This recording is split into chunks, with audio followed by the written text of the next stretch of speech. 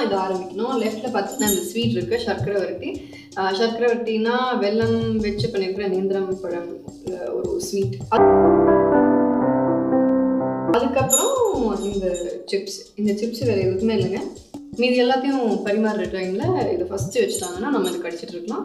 So மீதியெல்லாம் பரிமாறும்போது இது காலியாயிடும். திருப்பி சாதத்தில் பருப்பு அப்புறம் பப்படம் இது மிக்ஸ் பண்ணி சாப்பிட்டா இது வந்து ஒரு மாதிரி வார்மாக இருக்கும் நம்ம டேஸ்ட் பற்றி. ஸோ ஃபஸ்ட்டு இது சாப்பிட்டு அதுக்கப்புறம் தான் சாம்பாருக்கு போகிறோம்.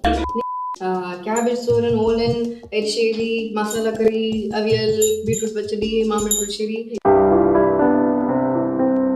இதை நான் ஏன் எக்ஸ்பிளைன் பண்ணுறேன்னா இந்த சாம்பார் ரசத்துக்கு கூட இது எல்லாத்தையும் மிக்ஸ் பண்ணி நிறைய சாப்பிட்ருக்கோம் இந்த டிஷ் எல்லாமே. ஸோ அதனால் ஒரு சின்ன பிரேக்குக்காக கொஞ்சம் ஸ்வீட் எடுத்துக்கலாம். அந்த ஸ்வீட் தான் நம்ம பாயசம்.